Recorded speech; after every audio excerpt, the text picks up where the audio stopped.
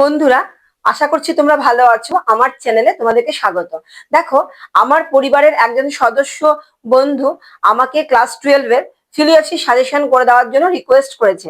আজকের ভিডিওটা আমি তাকে ট্যাগ করে বানিয়েছি। আজকে যে সমস্ত কোশ্চেন তোমাদের সামনে ক্লাস 12 এর সাজেশন হিসেবে নিয়ে এসেছি সেগুলো ভীষণ ইম্পর্টেন্ট, এবং সেগুলো যদি তোমরা ফলো আপ করো আশা করি যে তোমাদের উচ্চ মাধ্যমিক পরীক্ষায় দর্শন বিষয়ে কোনো চিন্তা থাকবে না।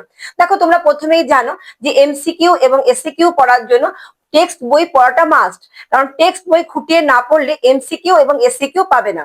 এবার দেখো, ফিলোসফিতে কি আসে, গ্রুপ এ, গ্রুপ বি এবং গ্রুপ সি। গ্রুপ এ তে কি করে, একটা করে লেখা প্রশ্ন থাকে এবং একটা করে লজিক প্রশ্ন থাকে। তাহলে তোমাদের হয় পার্ট লেখা প্রশ্ন ধরতে হবে কিংবা লজিক করতে হবে। তাহলে লেখা প্রশ্ন তোমাদের জন্য আমি যেটা ফার্স্টে নিয়ে এসেছি সেটা দেখো, যে নিরপেক্ষ বচন কাকে বলে এবং উদাহরণ দিয়ে বচনের বিভিন্ন অংশগুলো চিহ্নিত করো। দেখো, নিরপেক্ষ বচন কাকে বলে সংজ্ঞা লিখবে, লিখে একটা উদাহরণ দেবে এবং নিরপেক্ষ বচনের শ্রেণী বিভাগ করবে।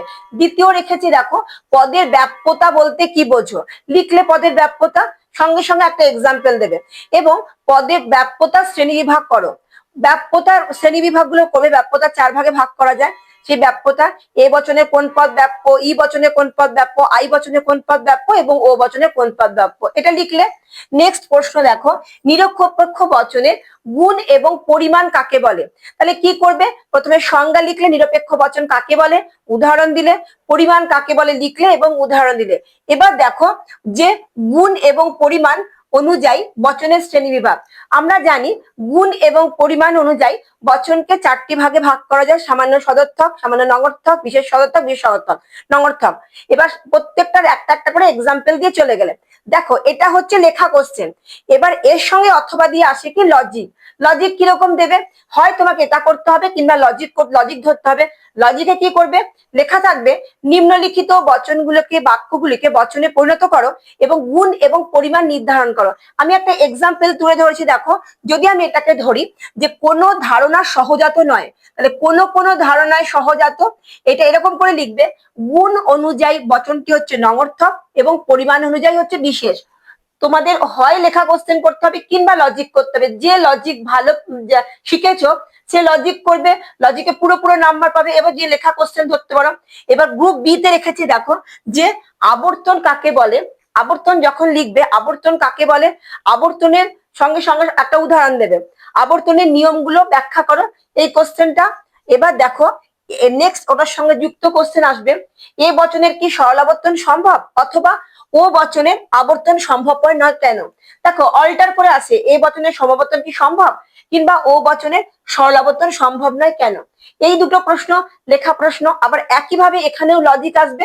কিরকম ভাবে আসবে, নিম্নলিখিত বাক্যগুলিকে বচনে পরিণত করো এবং আবর্তিতের বিবর্তিত রূপ দাও কিংবা বিবর্তিতের আবর্তিত রূপ দাও। জানো, বাক্যকে বচনে পরিণত করতে হবে এবং বচনগুলোকে আবর্তন করতে হবে এবং আবর্তনটাকে বিবর্তন করতে হবে, এইভাবে করতে হবে। নেক্সট দেখো রেখেছি যে বৈধতা বিচার। এবার দেখো, নেক্সট ভাগে হচ্ছে বৈধতা বিচার। বৈধতা বিচারে তোমরা জানো যে বৈধতা বিচার করতে গেলে কিন্তু বৈধতা বিচারের সঙ্গে মূর্তি এবং সংস্থান লিখতে হবে। বৈধতা বিচার যেরকম নিয়ম সেরকম বৈধতা বিচার সাজিয়ে বৈধতা বিচারটা ব্যাখ্যাটা করবে। যারা বৈধতা বিচার পারো তারা বৈধতা বিচার করবে। আর বৈধতা বিচার এখানে 4 মার্কস আছে। যদি বৈধতা বিচার না পারো, একটা ভুল করে কিন্তু পুরোটাই কাটা। বৈধতা বিচার যারা পারো না তারা অল্টার হিসেবে টিকা করবে। টিকার মধ্যে কোন কোন টিকাগুলো করবে, অবৈধ সাধ্য দোষ, বিবি ইম্পর্টেন্ট, লিখলে অবৈধ সাধ্য দোষ কাকে বলে ব্যাখ্যা করলে, এবং নেক্সট লিখলে চতুর্পদ ঘটিত দোষ, একইভাবে করলে 4টি পদ কেন চতুর্পদ ঘটিত দোষ সেটা ব্যাখ্যা করলে। নেক্সট হচ্ছে নঙর্থক জনিত দোষ, নঙর্থক জনিত দোষ কেন হচ্ছে সেটা লিখলে, এবং লাস্ট হচ্ছে সংক্ষিপ্ত ন্যায়, এটাও ভিভি ইম্পর্টেন্ট। তাহলে একটা করে লেখা কোশ্চেন, একটা করে লজিক কোশ্চেন।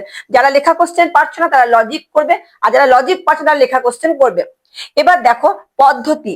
তোমরা জানো যে এই বছরের জন্য সহ পরিবর্তন এবং অন্যয় পদ্ধতি হচ্ছে ভিভি ইম্পর্টেন্ট। কি বলে লিখবে, সহ পরিবর্তন পদ্ধতির প্রথমে সংজ্ঞা লিখলে, তারপরে লিখবে পুরো মূল বিষয়বস্তু লিখলে, তারপরে একটা বাস্তব উদাহরণ দেবে। এরকম দিতে পারো যে উত্তর উত্তাপ্ত যত বৃদ্ধি পাবে থার্মোমিটার পারো তত বৃষ্টি পাবে। মানে সহ পরিবর্তন কি, একটা বৃদ্ধি পেলে আর একটা হ্রাস পাবে, উদাহরণ দিয়ে ব্যাখ্যা করে লিখলে, এবং সহপরিবর্তনে দুটো অসুবিধা লিখলে বা দুটো সুবিধা দুটো অসুবিধা লিখলে, তাহলে সহপরিবর্তন হয়ে গেল। এবার আরেকটা কোশ্চেন ভেরি ইম্পর্টেন্ট, সেটা হচ্ছে অন্বয় পদ্ধতি। সহপরিবর্তন একইভাবে লিখবে, অন্বয় পদ্ধতি কাকে বলে লিখলে, অন্বয় পদ্ধতির মূল বিষয়বস্তু লিখলে, অন্বয় পদ্ধতি বাস্তব উদাহরণ দিলে, এবং অন্বয় পদ্ধতির দোষ এবং গুণ বা দুটো ত্রুটি এবং দুটি সুবিধা এবং অসুবিধা লিখলে, তাহলে এটা হয়ে গেল। তোমাদের যেটা লাস্ট করতে হয়, যার একটা জিনিস হচ্ছে কোন দোষ, এটা হচ্ছে আরোহমূলক দোষ, এটা হচ্ছে ভেরি ইম্পর্টেন্ট। এখান থেকেও কিন্তু দোষ হয়, দোষ করবে কিংবা টিকা করবে। দেখো কি বলছে, কোন কোন দোষ থাকলে লেখো। অবৈধ সামান্যীকরণ, বহুকরণ বাদজনিত দোষ, উপমা যুক্তি, অপর্যবেক্ষণমূলক দোষ, এই দোষগুলো করবে। তাহলে দেখো, যে যে কোশ্চেন গুলো আমি তোমাদের সঙ্গে বললাম, সেই সেই প্রশ্নগুলো কিন্তু ভালোভাবে তৈরি করো। আশা করছি যে এই প্রশ্নগুলো যদি ভালোভাবে তৈরি করো, তাহলে উচ্চ মাধ্যমিকের ফিলোসফিতে তোমাদের আর কোনো চিন্তাই থাকবে না। আমার মতে, যদি তোমরা বৈধতা বিচার করো, আবার বলছি আমি, যদি বৈধতা বিচারের সংস্থান এবং মূর্তি ঠিকঠাক করে না লিখতে পারো, তাহলে কিন্তু 4 মার্কস পাবে না। যদি সংস্থান মূর্তি মনে হয় যে আমাদের সংস্থান মূর্তিটা ঠিকঠাক করে হচ্ছে না, তাহলে অতি অবশ্যই কিন্তু তোমরা টিকাটা ধরবে। কোশ্চেনগুলো আমি তোমাদের সঙ্গে আলোচনা করলাম, সেই কোশ্চেনগুলি তোমাদের কাছে খুব হেল্পফুল হয়ে থাকে এবং তোমাদের যদি খুব কাজে লাগে, তাহলে প্লিজ আমার চ্যানেলটাকে একটা লাইক এবং আমাকে সাবস্ক্রাইব করে বেল আইকনটা টিপে দেবো, যে যখন আমি পড়ানোর সঙ্গে সঙ্গে যাতে ফার্স্ট নোটিফিকেশন তোমরা পাও। আবার দেখা হচ্ছে নেক্সট ভিডিওতে।